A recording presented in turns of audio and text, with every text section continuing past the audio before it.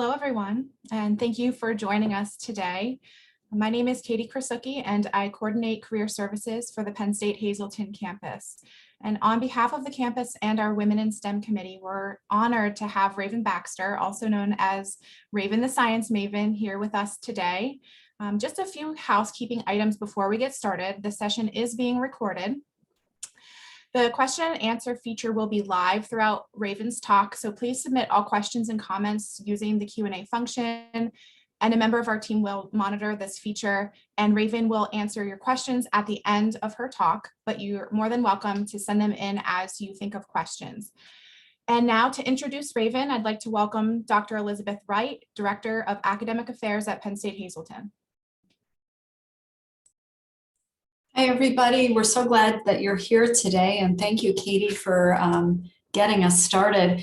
I just want to say before we turn it over to Raven, and actually before I do a quick introduction, I do want to extend my thanks to Katie Krasucki, Megan Shaw, Narges Tamaspi, Ashani Lee, and Masuda Bayroxi Baz, who worked really hard to bring together this proposal. This is a group that has been working for a couple of years now to design and to implement events related to STEM and equity and inclusion and diversity at the campus. And so we can't thank them enough for finding a way to make this happen remotely this year. So thank you so much to each of you. Now it's my very great pleasure to welcome Raven Baxter. She is also known as Raven the Science Maven. She's an award-winning and internationally acclaimed science educator and molecular biologist who works to progress science culture by creating spaces that are inclusive, educational, and real. She's an entertainer and content creator known for her unique style of combining science and music that teaches and empowers those in STEM and beyond. And she's a frequent speaker about innovation in science education and social change in STEM. She's completing currently a doctorate in science education and is slated to be finished just a few weeks from now. So bravo on that. Raven's the founder of Science Haven, an organization that operates at the intersections of science, education, and the public. They house STEMbassy, a live web series that connects the public with science and technology professionals, and Black in Science Communication, a group that works to build relationships in the science community, equipping others with the knowledge and resources necessary to share science around the world while in their own flavor. She also owns and operates Smarty Pants, a clothing company that sells fun and stylish STEM-themed apparel and accessories, and that company in turn, contributes a portion of its sales towards a scholarship for STEM students. She's developed a reputation as a strong voice in science, and she's been recognized as a global influencer in several publications, including Fortune Magazine's 40 Under 40 list for 2020. She also earned the State University of New York's Chancellor Award for Student Excellence in order of her service in educating the public about COVID-19. So Raven, I know for all of us here at Penn State, we are thrilled to have you with us today. Welcome, and I will pass it over to you. Thanks so much. Thank you, everyone, for pulling this event together. I very much appreciate the opportunity to be here and speak today to you all. And thank you for that introduction. Sometimes I forget how busy I've been. And then when the intro gets read like that, I'm like, oh, wow, I really have been everywhere. But it's all good work. It's very rewarding to be able to contribute in the way that I can. And I'm here today to share a message that will hopefully inspire you to contribute in your own special way, because we all have it within us to do something to move STEM culture forward to a place where we all feel like we can be free, you know, and liberated as people. And we all deserve that. So let me share with you my journey and how I got to where I am today, and how I found my voice in STEM.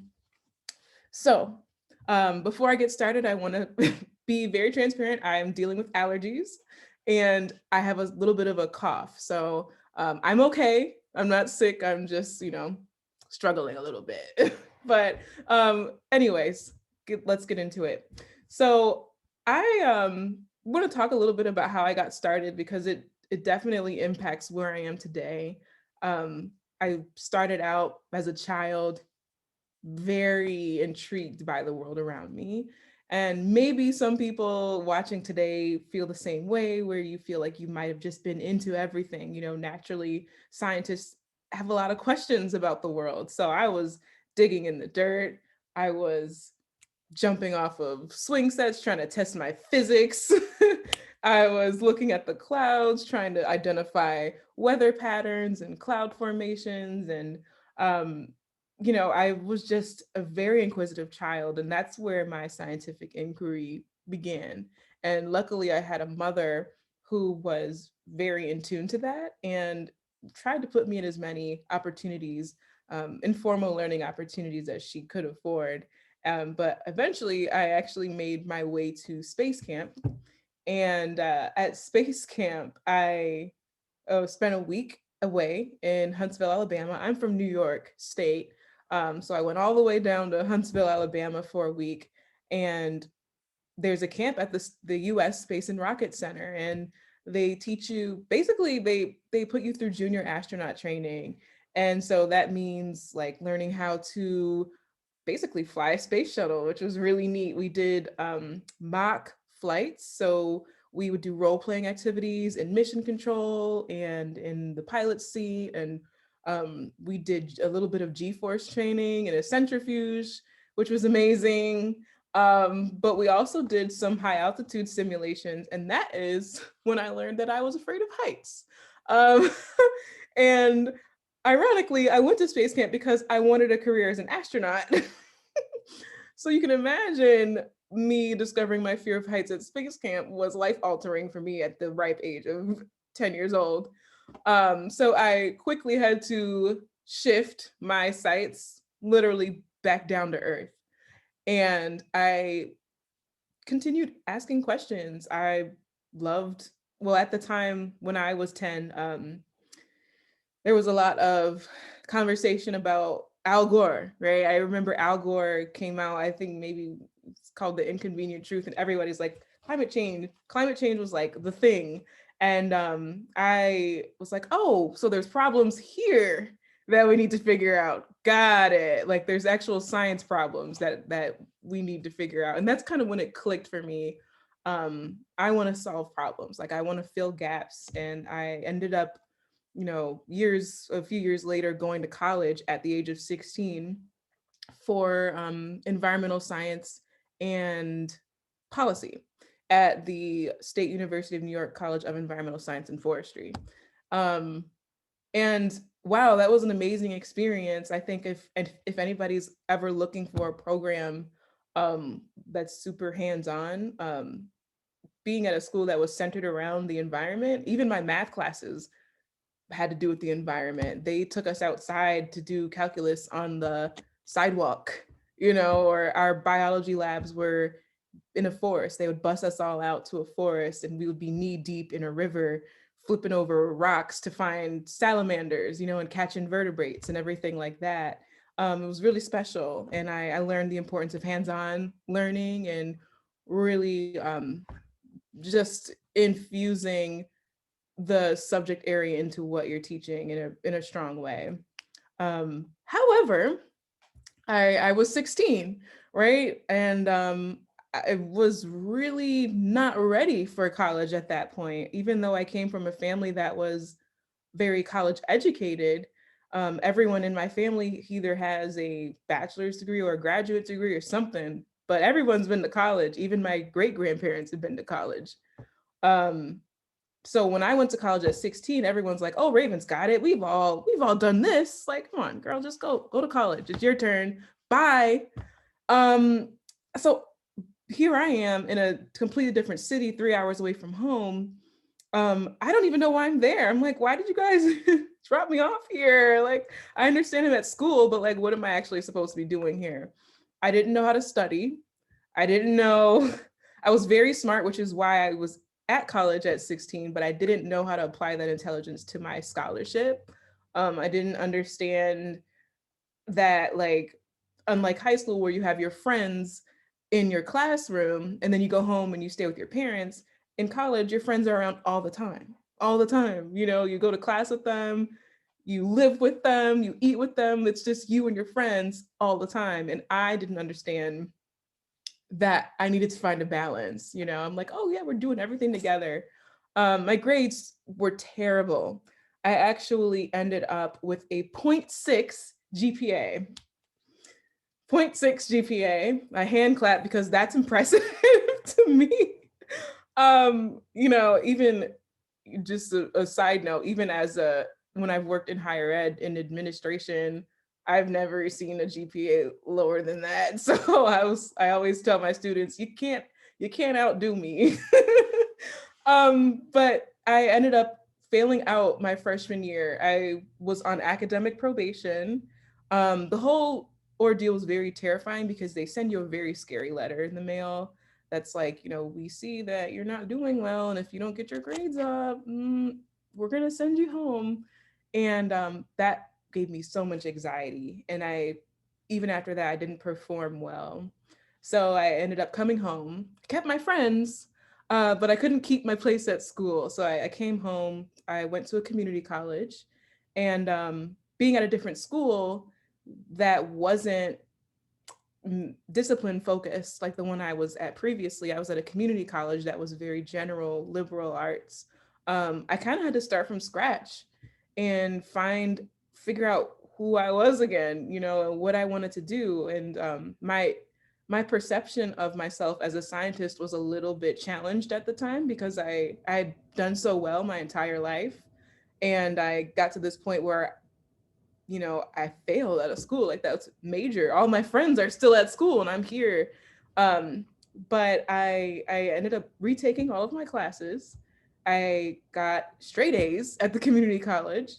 And I will say that attending the community college I was in one of the most diverse spaces I've ever been in.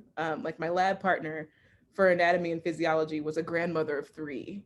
And, you know, I would have other classes with people who were in the military, people who were refugees. We have a really large refugee population here where I live, or people just straight out of high school like I was.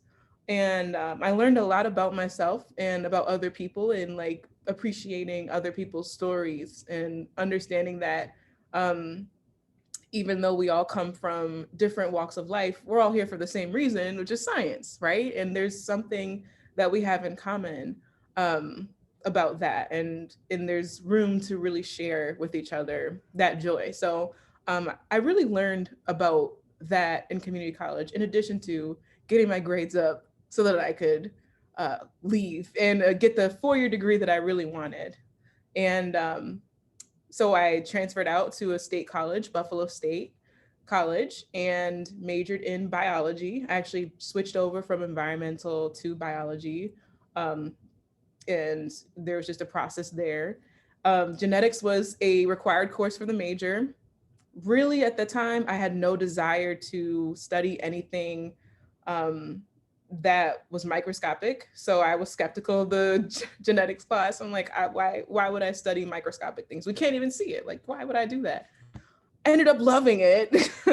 I fell in love with genetics. I am bilingual, so I was really excited to figure out that every living organism is speaking a code. Pretty much, we all have the genetic code, and it's like there's a sentence structure to it. There's like promoter regions, there's the gene, there's the terminator, and it's like reading sentences. I was so fascinated by that.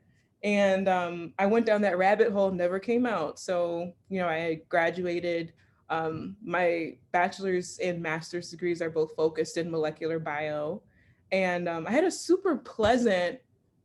very pleasant student experience, you know, besides even when I failed out of school, you know, even though that at the surface was very negative, it was very positive and powerful for me because it definitely transformed the rest of my journey, even to this day. Like, overall, I had a really great academic career. I felt very well mentored, well supported. I had friends. I never felt like I didn't belong. I was very confident for that reason because I had such a great journey, even throughout my master's program. And so after I finished my graduate degree in biology, it was my master's degree, I went to work in corporate.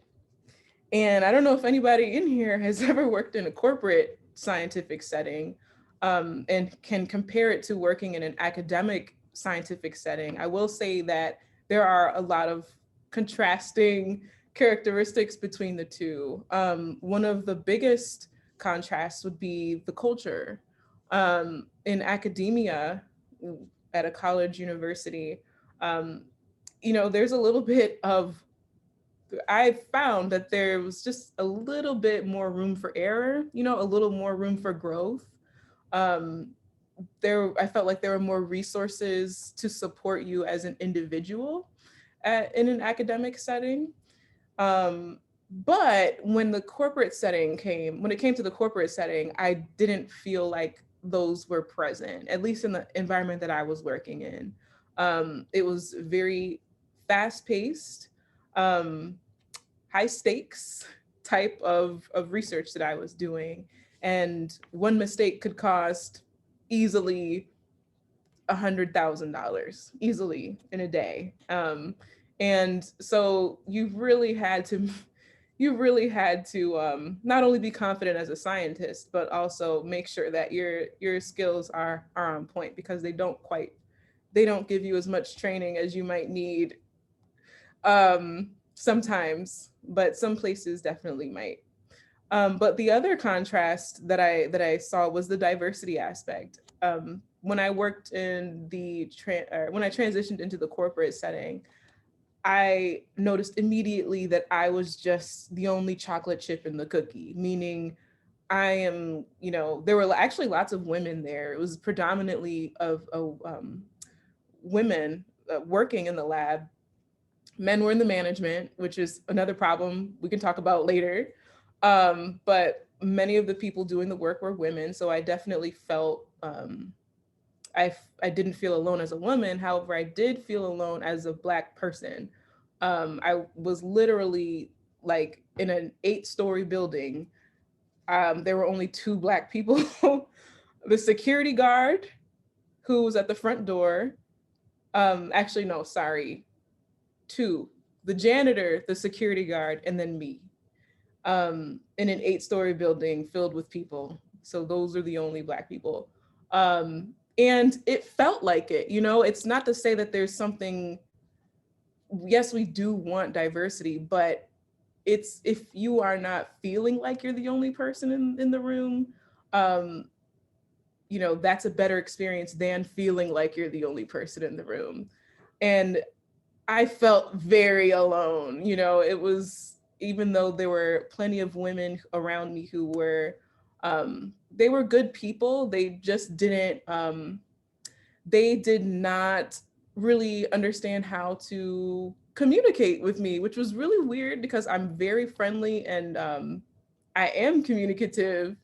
So I felt like I would come into work and I would put my lab coat on, I'd plan out my day. Okay, I'm gonna run my gel at this time, and then I'm gonna incubate my Western blots, and I'm gonna, purify my proteins. I'm gonna do all that. And I just go in the lab and there would be women just, talking to each other, small talk to each other. How's your husband? How are your kids? What are you doing after? Do you want to go apple picking? Like all this stuff, making plans, chit chat. And I would just be like alone by myself. Like literally nobody would talk to me. And I would try to kind of butt into conversations and be like, hey, like, I'm friendly too. Like, let's be friends. It wouldn't work. I would like make cupcakes for the office to like signal to people, I want to be included. So like, here's some cupcakes for everybody. People would eat the cupcakes, but like, it would just kind of be like, hey, thanks. And then they'd go about their business. So, and there eventually came a straw that broke the camel's back, so to speak. I mentioned earlier about there being 3 Black people in the building, the security guard, myself, but the janitor was hired while I started, or after I started working there. And so, and people notice like that Black people are minorities at the workplace. So when this person was hired, the janitor, one of my coworkers turned to me and she was like, well, you know what? She said, you should be happy because you won't be the token Black anymore. That's what she said. And so I was just like, wait a second. It was really shocking to me because I shared my journey before corporate, and it's completely opposite from what I'm telling you right now, right? Like they don't mirror each other whatsoever. Completely different. I was unprepared for that. Very unwelcoming environment. And so I'm being told that I'm a token Black person, literally to my face. And the person who said it to me was a woman, and she didn't see anything wrong with that. She thought it was a very funny joke. She laughed and then she walked away, like, haha, like walked back to her desk and analyzed her data. And I cried. I cried alone in the bathroom. And I was like, I gotta get out of here. Like, this is, I've had enough. I've really had enough. And so I ended up leaving eventually. There were other things that happened after that, but it was that day that I really started putting the plans into motion. Like, I need to find a place that I'm better suited for, because I was not prepared to work here. And the systems established there weren't enough to support me and support diversity and retain diversity. So that's why I actually ended up leaving. They couldn't retain me because the corporate culture was not conducive to supporting diversity. That's the simple fact. So I went into education. And the reason why I did that was because I really felt like in addition to the struggles I mentioned previously, I also felt like I had so much more to offer as a scientist. I felt like my voice wasn't being heard. My corporate position was across the street from a homeless shelter.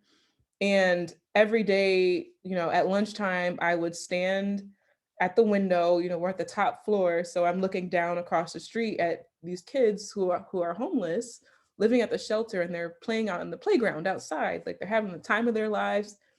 Some of them probably don't even understand their situation. But I wanted to invite them into the lab. I wanted to show them, hey, we have all these amazing things happening here. Come see. But we couldn't do that for confidentiality reasons. But it also, those types of values weren't really built into the company that I was working for. So, and I knew that was something I wanted to do. I really wanted to share science and use my unique voice to bring people into the field and identify with it. So working in academia was a really important step for me, because when you're teaching, it is just really your voice and the subject material, and using that to connect with your audience, which are your students. I actually had an amazing time. I worked at a community college in my city, and I really made the classroom an extension of myself, which is something that that the students really enjoyed, because that meant that the classes were like super fun, engaging, vibrant. Instead of giving like just tests and exams on paper, like multiple choice and just traditional evaluation methods, I would also bring in creative assignments. So for example, my final exam was always coupled with a big creative assignment.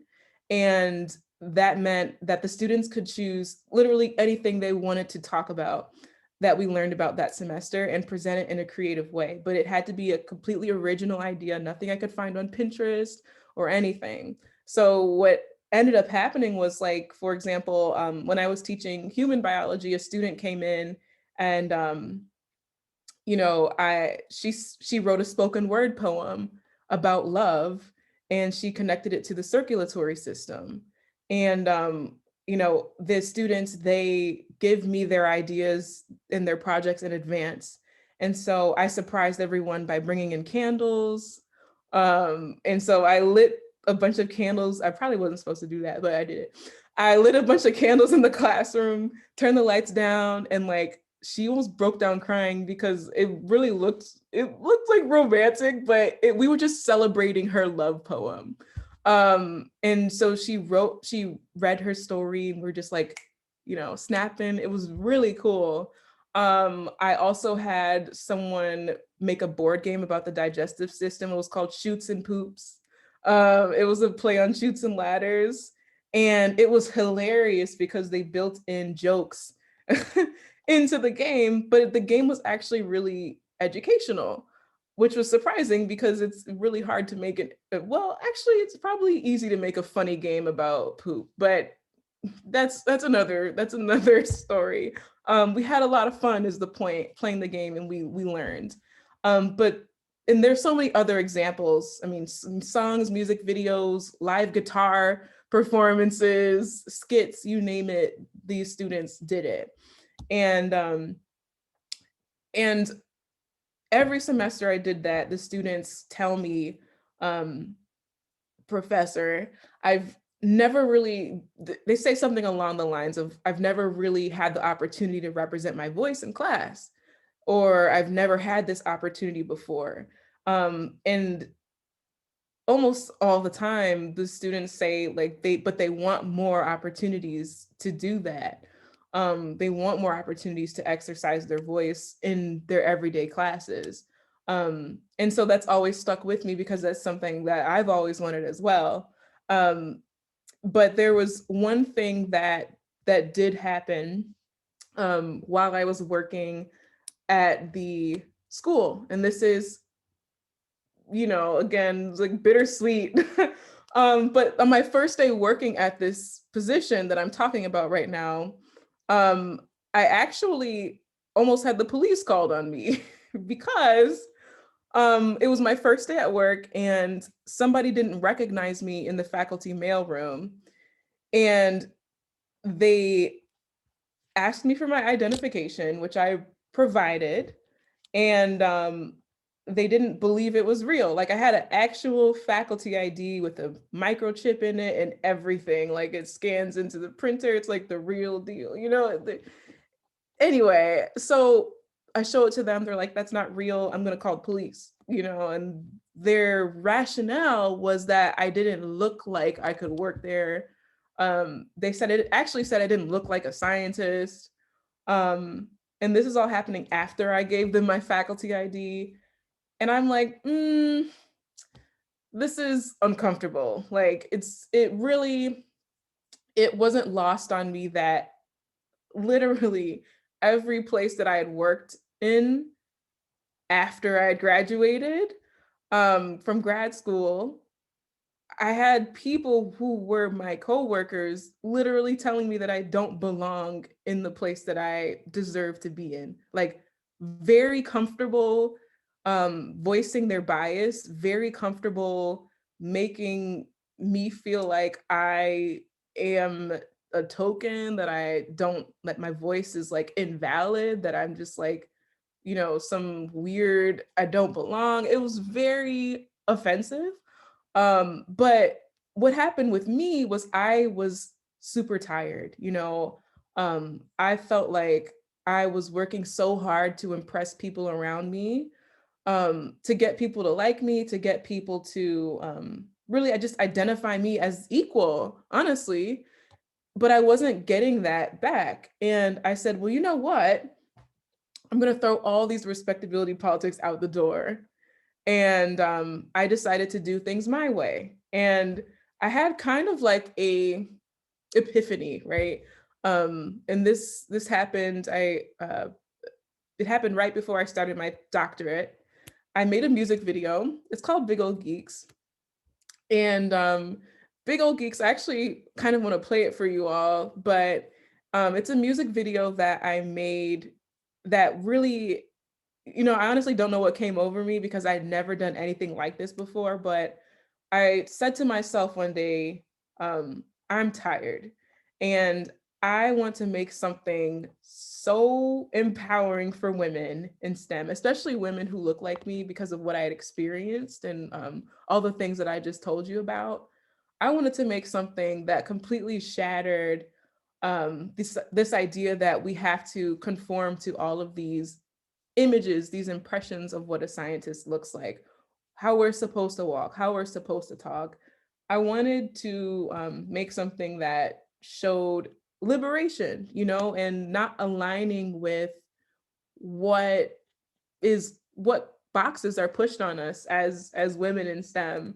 And so I think I'll just show a little clip of Big Ol' Geeks just to so that you all know what the vibe is. And I gathered a few of my girlfriends and I told them, I was like, I want to make a music video with scientists. I want to do dancing. Oh, I can't share my screen here. But I just made it so that you can. Okay, awesome. Thank you. Yeah, I was like, I want women dancing. I want it to be about science, but I want the imagery to trick people and challenge, really not trick, but challenge your perception a bit. So here is Big Ol' Geek. Baxter not misses a missing. We ain't no. All right, we'll start from the beginning. Okay, what's up, y'all? I'm about to dumb it down for you. Get your dictionaries out. Look it up. Come on. Smart girls go stupid.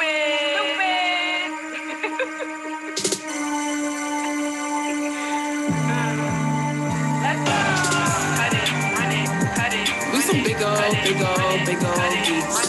Cut it, run it, cut it. We some big old geeks about to tear this place up. You ran the walls on ionic. Scientists twerking iconic. I'm doing both. I'm bionic. Look if you buck periodically. Acting like an enzyme and we cutting it up. Proteins in the gel and we running them up. It ain't safe. It ain't safe. Put the mask. Okay, so that's Big Ol' Geeks. It's a whole music video. It's an ordeal. But that is a actual visual manifestation of how much at that point I really was just fed up with the science culture. And it's like, okay, so I have people telling me I'm a token Black woman. Like, all right, I have people telling me I don't look like a scientist. Okay, like, but guess what? I'm here, and this is how I do things. This is how me and my friends, are. We're all scientists too. And we're here, we have a space here. I'm gonna take up my space and I'm gonna do a good job. Like I'm still just as much of a scientist as you are. So I put that music video out. It was terrifying. My husband actually had to he talked me down from not putting it out because I was like, I don't think I'm going to put this out. It's really different. I don't know how people are going to perceive it. He was like, no, women need to see this. And he really gave me the biggest pep talk anyone could have ever given for me to be able to put that out. And he's like, no, women need to see what you're doing, because he saw everything that I went through, in my various positions and how much I had suffered because of these societal boundaries placed on women. And he's like, no, you have to put the video out. And I'm like, okay, if I lose my job, are you gonna back me up? He's like, yeah, I got you. Don't worry about it, but you're gonna have to do the right thing. I'm like, okay.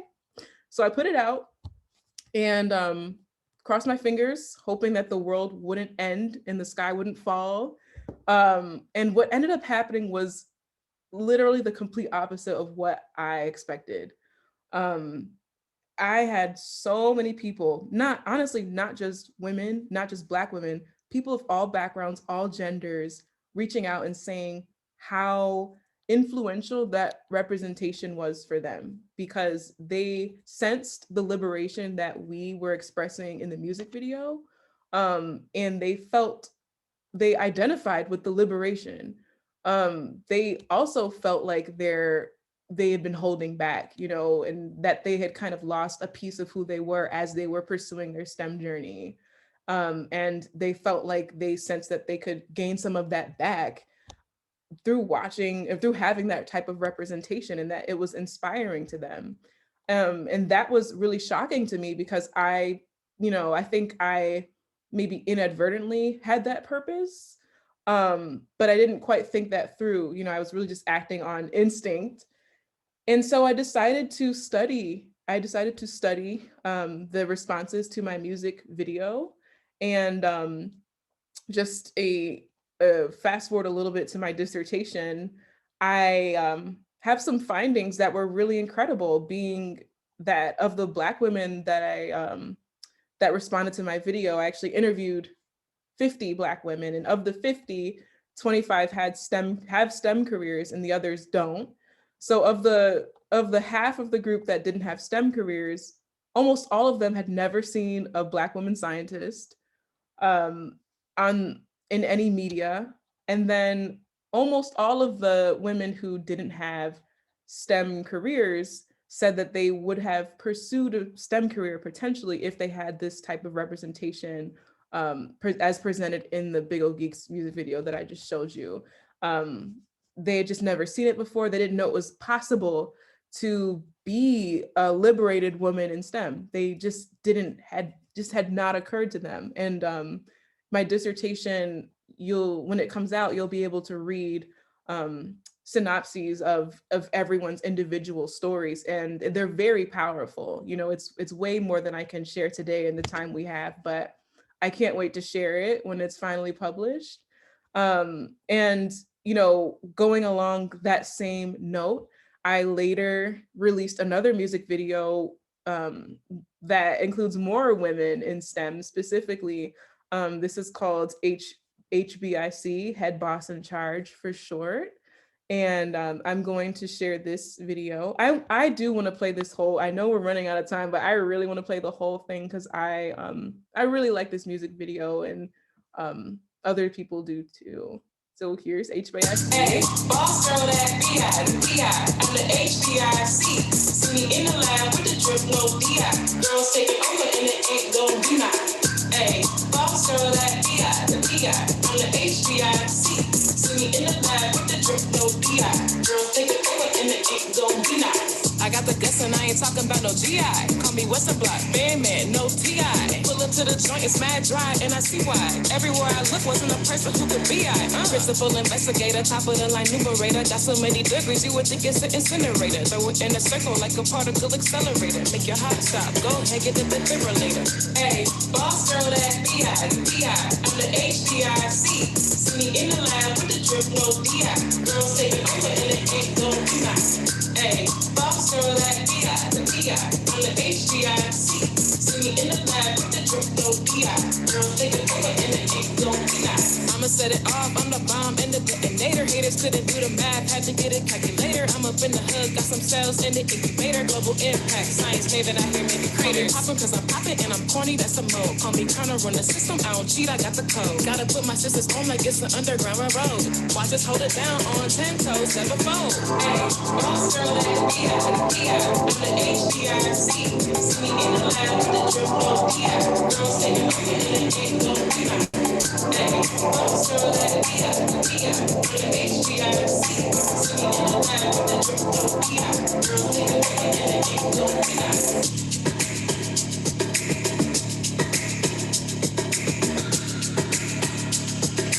Strike a pose, touch my toes, shake some adipose.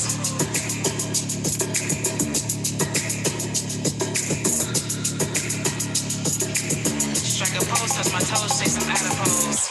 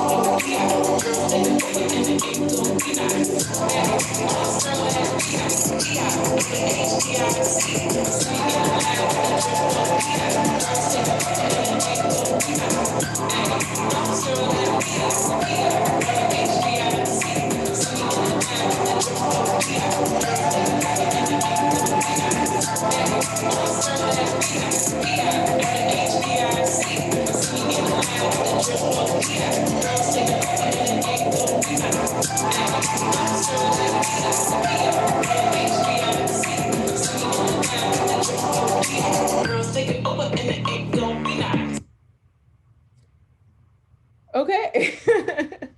So that's HBIC. I actually started crying. I've never cried watching that, but I have this habit of not watching my own music videos after I put them out. So I haven't seen that in a really long time, and it's incredible, especially since I've grown to know some of the people in that music video personally since I put it out, and understanding their journeys since the video came out has just been very inspiring as well. So that video is on YouTube, and I tried to include everyone's handles in there. So if you want to follow more women in STEM, that video is a great source to find some more folks if you're looking for new friends. But yeah, you know, that one of my main goals as a science communicator has been to amplify just diversity in our lived experiences and celebrating our individuality, and putting that on display in these special ways. And I know that because of the way that our society is set up, there's so much tiptoe around what's going to impress everybody, right? Like, for example, when sometimes I'm in conversations with people in television production, and we're throwing ideas around the table, like, well, what if I wear I'm like, well, what if I wear a pink feather boa in this episode? And they're like, well, we don't think pink feather boas would resonate with such and such audience. So like, we're gonna, let's just tone that down a little bit. So, we have those types of people making decisions about how scientists are represented in the media. And it impacts what we see, what examples, what role models we have in the public. And so I make it a very strong point in my life to provide that platform for diversity to be seen, to be celebrated, no matter what it is. And I mean, in the video you just saw, we had so many different types of people, and we're all doing different things, but we all have one thing in common, is that we love STEM. We love science. Like, that's what brings us all together. Even though we do have all of these differences and beliefs and values, at the end of the day, we all love science, and that's why we're all here. And so I'm hoping that, what you're able to take away from my talk today is to celebrate your individuality, celebrate your voice, understand that although in the past, and even today, let's keep it real, there is still some barriers to our voices really being heard, but we're constantly breaking through those every day. And I definitely would love to encourage you all to do some introspection about how you're living your life. I have so many friends, it really kills me. I have so many friends who look at me and they say, Raven, like, I really wish I could embody like your confidence and what you have going on. And like, they say different variations of that. And I'm like, it's literally already inside of you. You just have to own it. The only reason why I have this confidence is because over the years, I've just kept telling myself and reaffirming and positively that I belong here. I deserve to be heard. My voice matters no matter what anybody else says, no matter who calls me a token, no matter who says I don't look like I should be here, does not minimize my value, doesn't minimize my, me deserving to be here. And by reaffirming that over and over again, I believe it because it's true. I should believe it. But I've been able to work on myself and build up my confidence that way.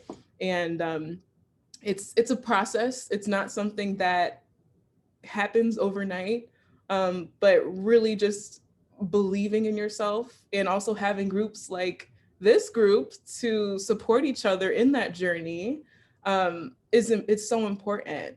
And so I'm really happy to be here today, and I'm happy to answer any questions. I know we might be going over. I'm happy to stay, but I'm happy to answer any questions as well. Thank you so much for having me.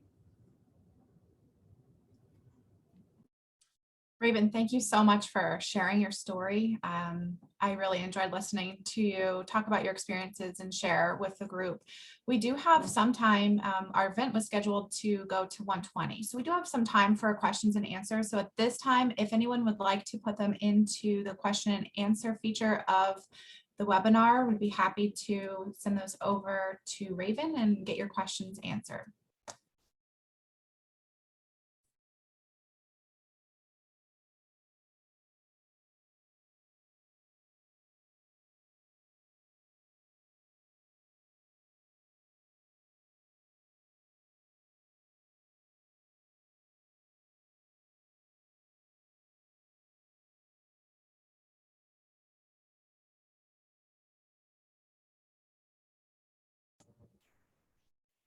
Thank you again, Raven. Really enjoyed it. I know we had a couple questions ahead of time. Do we want to start out with them, and as we wait for our questions to come in? Dr. Shawnee Lee was compiling some of those for us, so I can turn it over to her. Raven, one of the questions that came up was, you mentioned that there is a need to change the culture of science for women and to address some of the barriers that we experience. How can we combat these kinds of barriers on a daily basis?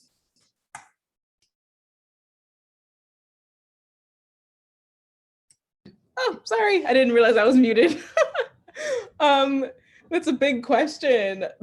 Because there are so many barriers, and I think there's different levels of the culture that need to be influenced to shift it.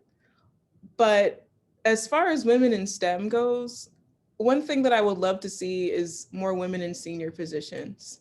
I know, of course, there's a big calling, more women in STEM, but I just came from a laboratory environment where it was like 90% women, but the men were in the management position. So they were the senior scientists, they were the managers, they were the actual like CEO.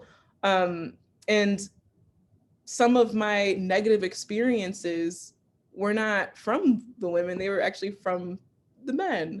And how I felt like there sometimes were like kind of abuses of power a little bit. And it was just like, I would just love to be able to experience what an environment would look like with more women with authority and power, and just a more equitable working environment, honestly. I've never had that experience, but I think that's something I would love to see. And but there are so many different solutions. It's a big problem. It's kind of like the same question as how do we fix our K-12 education system? It's a big question, but I'm always thinking about it. Raven, actually related to that last comment, we have some questions in the Q&A feature. So there are two related questions. Have you worked with younger kids, like elementary school students, trying to spread your upbeat message about inclusion in STEM with them? And do you feel there should be more women in STEM information initiatives happening at the grade school and high school levels? You know what? I don't work very frequently with the lower grade levels. But I definitely can think of all of the times that I have, and coming away from it really shocked to find that still to this day, girls still feel excluded in science. Like I was shocked to find that. I would ask, for example, I was speaking at a middle school aged event for girls who are interested in STEM, and I asked a question to them as an audience that was kind of gauging their sense of acceptance as they pursue their science. And like people are still telling girls today that boys are better at math. People are still telling girls today boys are better at, science. That just these boundaries that we're still working so hard to break. There's still people influencing our girls in this way. So I definitely will try to seek more opportunities to speak to young girls. It just hasn't been my focus up until recently, but we more, I feel like more than we need to tell girls or that we need more women in STEM, et cetera, or have more of those initiatives in place for younger populations, we really do need to make sure that they have the confidence and understand how to stick up for themselves, because half the issue is not like that they don't like STEM. It's just that they're dealing with all these other outside forces that are kind of pushing them out. And that is something that we have to equip people for, because we can't necessarily control what other people will say, but we can control our reactions and how we teach and inform young girls to how are we going to take care of ourselves in these environments. Yeah, we have a lot of work to do.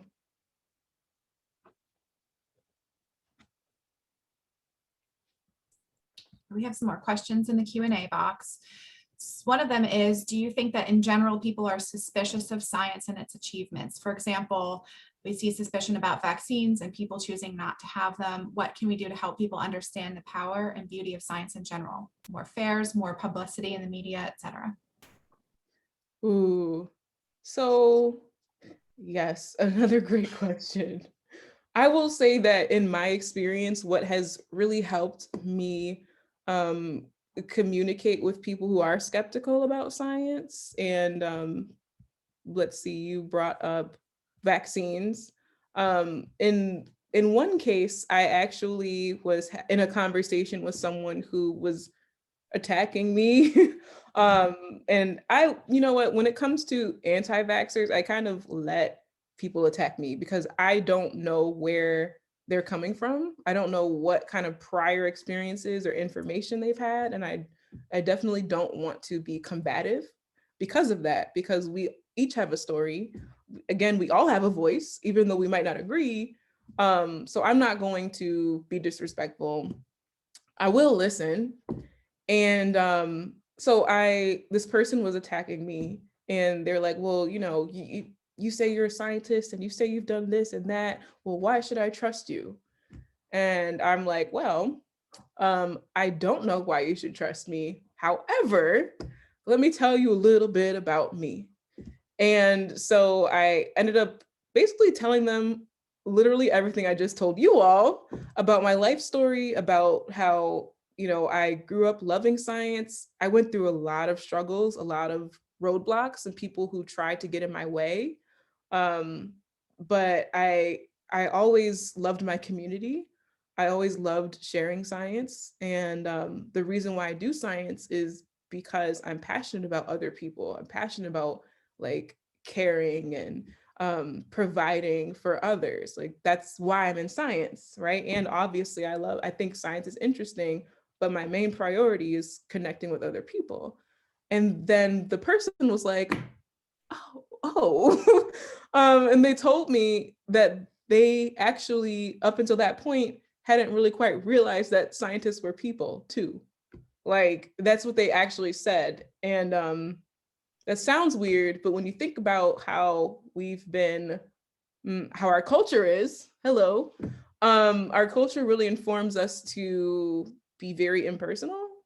And I think maybe it was just recently that there's kind of been this renaissance of people saying, oh, I don't have to just be the stereotype. Like I can break the stereotype, and it's okay. Everything's okay. And when we do that, people outside of our field see us more as humans.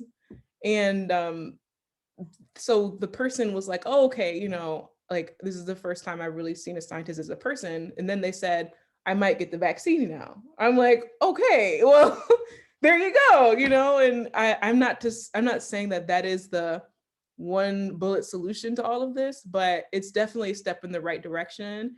And I really believe in that. Thank you.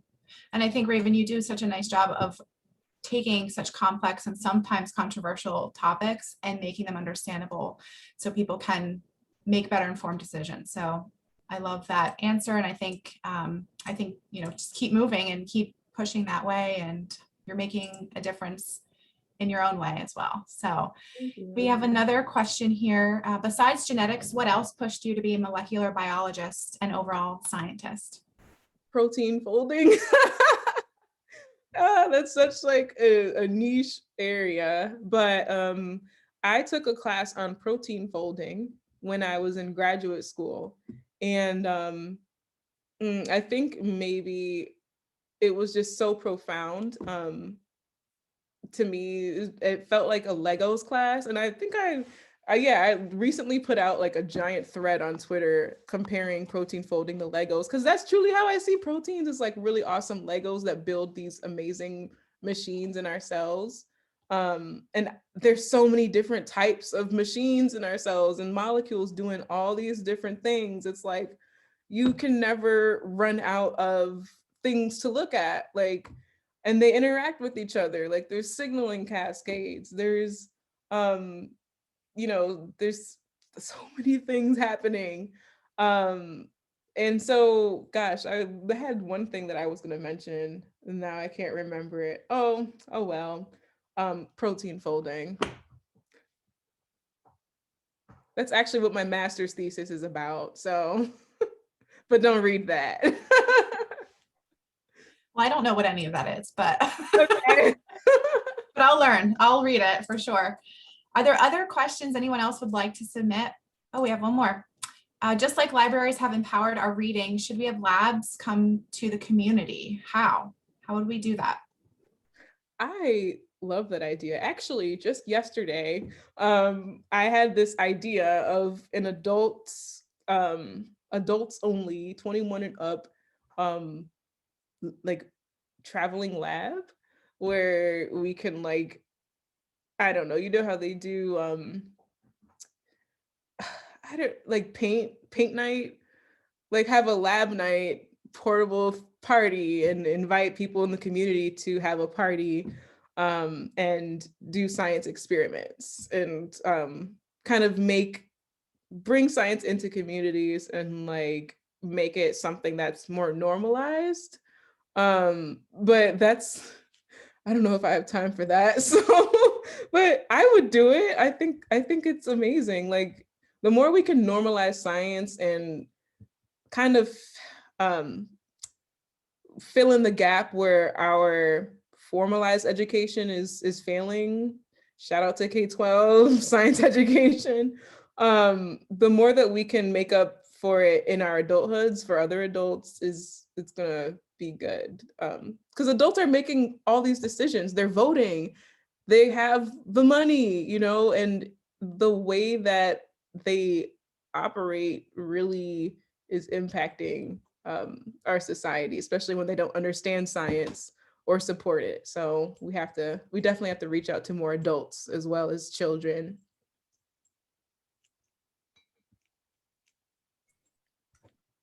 Raven, I have a question that came in a little bit earlier before the event. How can instructors and administrators support historically underrepresented students in STEM? That's a great question. I think that having a very genuinely intentional plan for faculty to commit to creating a sense of belonging for underrepresented students is the way to go, because a lot of what's happening right now is that we have a lot of faculty members and people in higher ed who aren't committed to that, or maybe don't understand what it really means to have a true commitment to supporting diversity and inclusion and equity and creating a sense of belonging. So bringing in people who are experts to train people who are teaching and interacting with our students in the best practices to support them is definitely a great place to start. And really not being cheap about it, you know, let's heavily invest in making sure that our students are emotionally supported.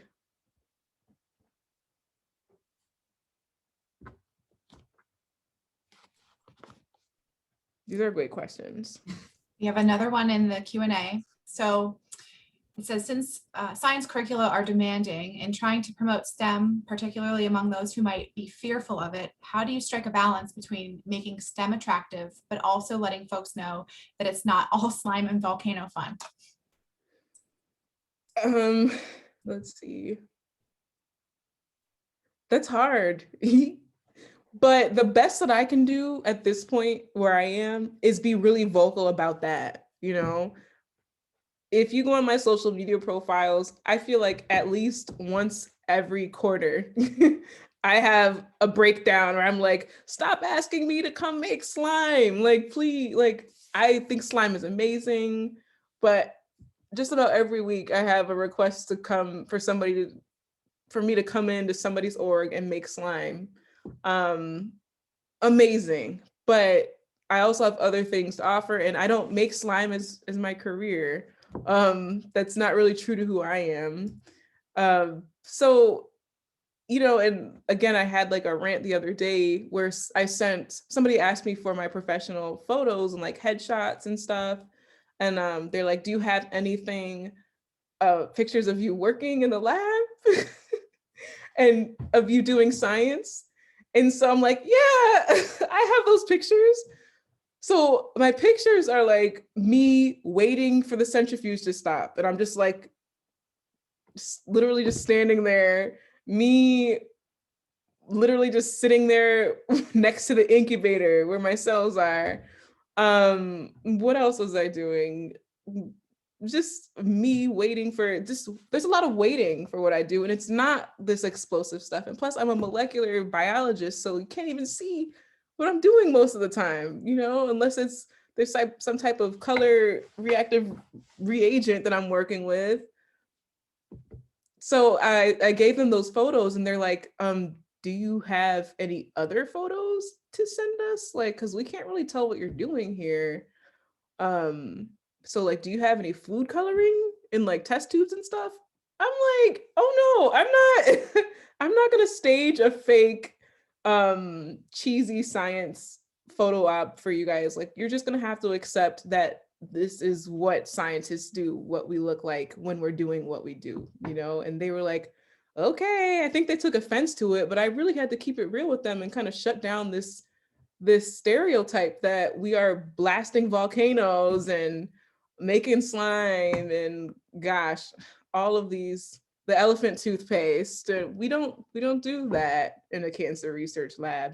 It sounds super fun, but that's not real to who we are in our career. So I just make it known that that's not what it is, and people just kind of go along with it. So we'll see. But I also think it's probably a good opportunity to, like, if there are scientists that do want to engage in that type of outreach, I think there should be like a training program for them, you know, like let's make it a thing. If you want to be a part of the kids magician scientist group, like get the training. You can get the training here, and you can be in a little list and people can call you if they need you, but that's not every scientist.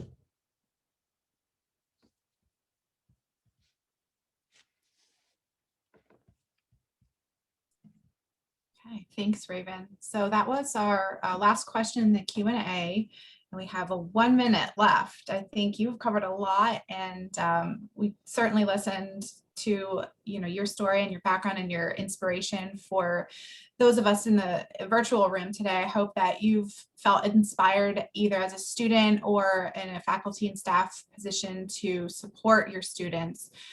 So Raven, thank you again for your time here with us today. We really appreciate it. And I know I've enjoyed listening to you. Any last remarks or anything else you want to leave us with today before we sign off? I really just want to remind everyone, be your unapologetic self, even if it's hard sometimes, and push yourself to break some of these boundaries that we still have to break, because we owe it to the next generation. We still have, as we all know, our young girls are following in our footsteps, and some of them are having, unfortunately, some of the same experiences that we've had, if you've had an unfortunate experience. And that's the last thing that I want for our next generation of STEMinists. So, you know, I'm really excited about where the culture is going. I feel like it's moving in a very positive direction. And yeah, I can't wait to see where it all goes. Thank you for having me here today. Absolutely. Thank you so much, Raven.